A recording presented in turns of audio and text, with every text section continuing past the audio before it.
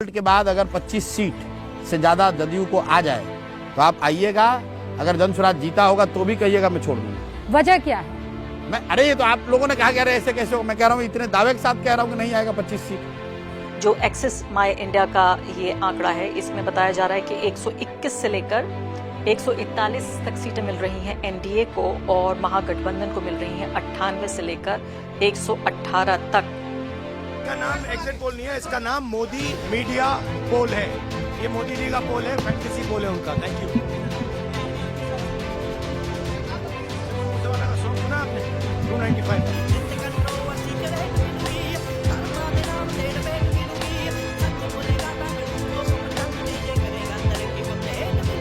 नमस्कार, स्वागत है आपका इस खास कार्यक्रम में। तो चुनाव नतीजों से ठीक पहले वही साजिश, वही षड्यंत्र, वही खेल शुरू हो गया एग्जिट पोल्स का। और सीधे तौर पर जिस तरह से हर बार हम देखते हैं, अब तो आदत सी पड़ गई है, इतने सारे चुनाव में एग्जिट पोल्स देख लिए जिनमें ज्यादातर गलत साबित हुए हैं कि आंख बंद करके, यानी कि किसी सर्वे की, किसी पोल की जरूरत ही नहीं है। सिर्फ कलम उठाइए, कागज उठाइए और लिख दीजिए हमेशा कि भाजपा जीत रही है और भाजपा के सारे सहयोगी जीत रहे हैं और आपके खिलाफ कोई कुछ नहीं कहेगा। पिछला लोकसभा का चुनाव इस बात का गवाह है कि शायद ही कोई ऐसा एग्जिट पोल था जिसने इतनी कमजोर जीत के साथ नरेंद्र मोदी को आगे बढ़ते हुए दिखाया। तो यहां हैरानी नहीं होनी चाहिए आपको बिहार के जो एग्जिट पोल्स आ रहे हैं, और ऐसे ऐसे नाम। इस बार तो बड़ा मजाक ये जनता के साथ हो रहा है, पत्रकारों के साथ साथ, नेताओं के साथ साथ, यानी जो विपक्ष के नेता हैं, कि ऐसे ऐसे नाम आ रहे हैं सर्वे के जिनमें ये पता भी नहीं है कि कोई पोल एजेंसी थी, ये कोई सर्वे एजेंसी थी। सीधे तौर पर दिशा निर्देश हैं हर तरह के कि कितना बड़ा सैंपल साइज होना चाहिए, तरीका क्या होना चाहिए, एजेंसी जो है वो अफिलिएटेड होनी चाहिए। उस सब से कोई मतलब नहीं है। किसी भी सोशल मीडिया का आंकड़ा उठाइए और कह दीजिए कि ये हमारा सर्वे है। सर्वे करने के लिए जितने संसाधन चाहिए, जितनी साइंटिफिक बेसिस चाहिए, वो सब कुछ नहीं है। सीधे सीधे मैंने कहा कि कलम उठाइए, रोशनाई में भिगोइए और कागज पर लिख दीजिए कि बीजेपी की हमेशा जीत हो रही है, बीजेपी और साथ साथ उनके सहयोगी। तो बीजेपी के साथ जिसका भी हाथ पकड़े बीजेपी, उसकी जीत हो रही है। मोदी जी हमेशा जीत रहे हैं, पिछले 11 साल से वही जीत रहे हैं। मैं यहां पर बिल्कुल ये कहने की कोशिश नहीं करी हूं कि 14 नवंबर की सुबह हमें हो सकता है ये पता लगे कि एनडीए जीत रहा है, लेकिन सवाल इस बात का है कि जितनी बार ये सर्वे गलत साबित हुए हैं, उतनी ही बार इस मामले में कोई भी, यानी एक तरफा पूरी कार्रवाई के तहत बताया जा रहा है। क्योंकि सीधे तौर पर जो बाबू हैं, जो ब्यूरोक्रेट्स हैं, उनके ऊपर आखिरी लम्हे में जब वोटों की लास्ट काउंटिंग हो रही होती है, तब उनके ऊपर दबाव बनाने के लिए कि कोई भी चेंज ऑफ गवर्नमेंट नहीं हो रहा है, कोई भी सरकार बदलाव नहीं हो रहा है, यहाँ पर वही सरकार जारी रखे हुए है, बदल नहीं रही है। तो इसलिए ब्यूरोक्रेट भी अपने तेवर, अपना मिजाज ना बदलें। पिछले चुनाव में भी तेजस्वी यादव ने यही आरोप लगाया था। इतना क्लोज इलेक्शन था कि दोनों को 37% वोट मिले थे और सीट के जरा से फर्क से तेजस्वी यादव मुख्यमंत्री नहीं बने थे। तब भी उन्होंने आरोप लगाया था कि इसमें धांधली की गई। आखिरी वक्त में जो बाबू हैं, जो ब्यूरोक्रेट्स हैं, उनके ऊपर दबाव डालकर इधर उधर करने की कोशिश की गई। अभी भी देखिए आप तमाम तरह के, मैं कहूँगी ये देख लीजिए, जो आ रहे हैं सर्वेज, उनमें एग्जिट पोल्स 130 से 209 सीटें एनडीए को बताई जा रही हैं। और बिल्कुल मैं कहूँगी कि ये भी देने की क्या ज़रूरत थी, 70 से लेकर 100 सीटें महागठबंधन को, ये भी उधर ही रख लेते, अपनी ही जेब में रख लेते तो अच्छा था। इतना बड़ा फर्क, आप सोचिए, इतना क्लोज इलेक्शन है ये, कि मैं फिर कह रही हूँ, हो सकता है एनडीए की सरकार बने, मुझे नहीं पता, मैं नुजूमी नहीं हूँ, मेरे पास ऐसा कोई जानने का तरीका नहीं है कि मैं भविष्यवाणी कर दूँ। लेकिन उसके बावजूद ये इलेक्शन इतना क्लोज इलेक्शन है कि इसमें किसी की भी जीत हो सकती है। महागठबंधन भी जीत सकता है, एनडीए भी जीत सकता है। अभी नया आंकड़ा आ गया है, जो एक्सिस माई इंडिया का ये आंकड़ा है, इसमें बताया जा रहा है कि 121 से लेकर 141 तक सीटें मिल रही हैं एनडीए को, और महागठबंधन को मिल रही हैं 98 से लेकर 118 तक। अब कितना फर्क हुआ इसमें? 3 सीटें हुई। आप देखिए, 121 से 141 और 98 से लेकर 118। 118 से में और 121 में कितना फर्क होता है? जल्दी से हिसाब लगाइए। 3 का फर्क होता है, यानी 3 सीटों का फर्क बता रहा है ये एक्सिस माई इंडिया। काफ़ी हद तक इस पोल को, इस सर्वे को क्रेडिबल माना जाता रहा है। हालांकि ये भी गलत साबित हुआ है, इसके ऊपर भी आरोप लगे हैं, लेकिन काफ़ी हद तक माना जाता रहा है। ये मैं कहूँगी काफ़ी हद तक विश्वास के लायक है कि इधर भी हो सकता है मामला और उधर भी जा सकता है। इसमें एनडीए में बीजेपी को 50 से 56 सीटें, जेडीयू को 56 से 62 सीटें, एलजेपी जो है एलजेपी आरवी को 11 से 16, एचएएम को 2 से 3 और आरएलएम को 2 से 4 सीटें। उधर अगर गठबंधन की बात करें तो आरजेडी को 67 से 76, कांग्रेस को 17 से 21 और साथ ही मिल रही हैं वीआईपी पार्टी को 3 से 5 सीटें मिल रही हैं। इसके अलावा लेफ्ट पार्टियों को अगर हम देख लें, तीनों को मिलाकर 10 से 14 सीटें और आईआईपी को 1, आईएनडी को 1। और ये बात, अगली बात सुनकर आप थोड़ा हैरान भी हो सकते हैं, जनसुराज पार्टी को या तो कोई सीट नहीं मिलेगी या 1 से लेकर 2 सीटें मिल सकती हैं। एमआईएम को भी जो पिछले बार 5 सीटों पर था उसको 2 और अन्य को मिल रही हैं 5 सीटें।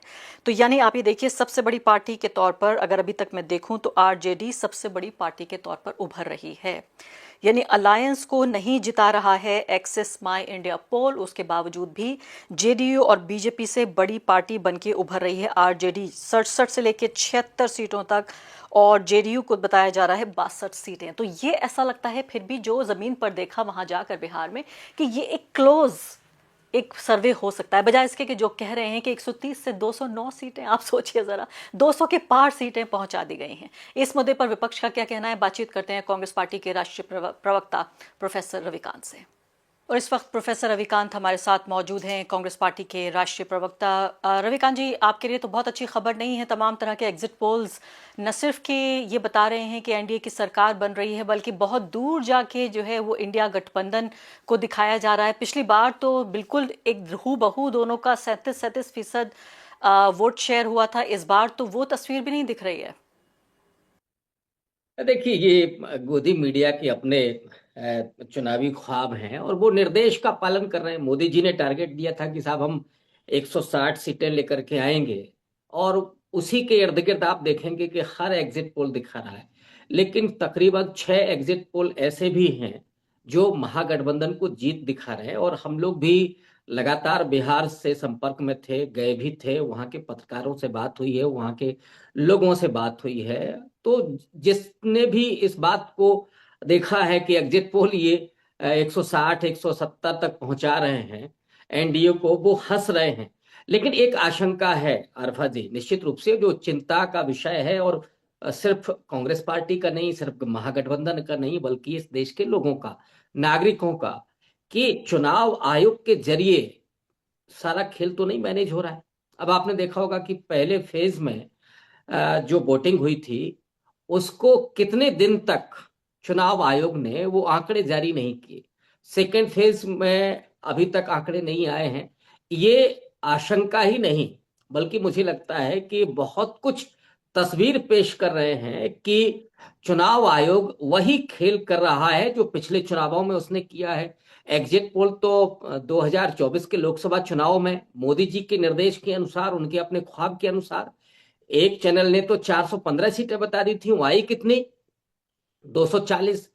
इसी तरह से पिछले अगर आप बिहार के चुनाव को देखिए तो एक एग्जिट पोल ने तो महागठबंधन की सरकार बताई थी और आरजेडी की 100 से ज्यादा सीटें बताई थी। तो ये दरअसल कई बार तो मुझे ये लगता है कि वो खेल करने के लिए कि कैसे अगर उसमें इतनी सीटें आ जाएं तो लोगों की आंखों में धूल झोंकी जा सके कि नहीं। देखिए, एग्जिट पोल तो यही बता रहे थे, जबकि अमित शाह की वहां क्या भूमिका है ये सब लोग देख रहे हैं और अमित शाह के सबसे करीबी जो चुनाव आयुक्त बने हैं गुप्ता जी, उनकी क्या भूमिका है, इसको लोग भूल जाएं, इसके लिए सारा खेल हो रहा है। लेकिन अभी भी मुझे पूरा विश्वास है कि बिहार में चूंकि हम लोग बहुत अलर्ट हैं, आरजेडी के कार्यकर्ता हों, कांग्रेस के हों, लेफ्ट के हों, वो लगातार नजर बनाए हुए हैं। वार रूम जो स्टोर रूम है उसको बराबर रविकांत जी, थोड़ा विरोधाभास है। रविकांत जी, जो आप कह रहे हैं उसमें विरोधाभास है। मैं आपसे पूछ रही हूँ कि अगर आप ये कह रहे हैं कि एसआईआर के जरिए वोट की चोरी हो रही है तो चलिए ये बात आपकी मान लेते हैं, तो दूसरी तरफ आप ये कह रहे हैं गठबंधन जीत भी रहा है, तो दोनों बातों में तो विरोधाभास है। या तो हमें पहली बात के लिए आप कन्विंस कर लीजिए या दूसरी बात के लिए कीजिए। नहीं, निश्चित रूप से विरोधाभास आपको लगेगा, लेकिन मैं जिस बात को कह रहा हूं कि अभी हम लोग जो निगरानी कर रहे हैं और जो वोट लोगों ने दिए हैं वो महागठबंधन की जीत को सीधे तौर पर दिखा रहे हैं, वो इशारा कर रहे हैं। लेकिन अगर कुछ ऐसा होता है तो निश्चित रूप से उसमें चुनाव आयोग की संदिग्ध भूमिका होगी। मैं इस बात को कह रहा हूं, मैं उसी चीज को कह रहा हूं जो हमें दिख रहा है, जो सामने होते हुए दिख रहा है। मैं ये बराबर मान रहा हूं कि बिहार के लोगों ने महागठबंधन को वोट किया है, परिवर्तन के लिए वोट किया है, नौजवानों ने नौकरी के लिए वोट किया है, अति पिछड़ा हो, दलित हो, माइनॉरिटी हो। अब आप देखिए, कोई एजेंडा नहीं काम किया है। अभी तो नतीजा नहीं आया है, मैं नतीजों पर नहीं जा रहा हूं। मैं ये कह रहा हूं कि कोई भी थर्ड पर्सन, कोई अमेरिका का व्यक्ति आकर के, पत्रकार आकर के बिहार की जमीन को देखेगा तो वो क्या आकलन करेगा? बीजेपी का एक एजेंडा नहीं चला। ऑपरेशन सिंदूर से होते हुए प्रधानमंत्री की मां को गाली दी गई, और फिर और भी सांप्रदायिक ध्रुवीकरण करने की कोशिश की गई। योगी जी जाते हैं कि साहब पंचर बनाने वाले, उसमें गिरिराज सिंह जो बात कहते हैं कि बीजेपी को वोट नहीं देते हैं, वो नमक हराम वगैरह वगैरह। तो एक भी एजेंडा काम नहीं किया है। आपने देखा होगा कि बीजेपी के लोगों को पब्लिक ने भगाया है, वोट चोर कहा है। तो मुझे ये बता दे कोई, मैं अपने आप को विड्रॉ कर लूंगा कि वोट बीजेपी को या एनडीए को कहां से मिल रहा है। नहीं, आपकी बात ठीक है। मैं कहती हूँ आपकी बात के पहले हिस्से से सहमत हूं मैं कि उनका एजेंडा नहीं चला है, लेकिन एक बात और अगर आप नज़र में रखिए। पहली बात तो एग्जिट पोल, अभी एग्जिट पोल्स हैं, जो दर्शक हमारे देख रहे हैं उन्हें ये बात समझना चाहिए। इसे अंग्रेजी में कहते हैं पिंच ऑफ सॉल्ट के साथ इसको लेना चाहिए। ज़्यादातर एग्जिट पोल्स गलत साबित हुए हैं, और जो आपने लोकसभा चुनाव का जिक्र किया तो बिल्कुल मैं कहूँगी स्पॉट ऑन।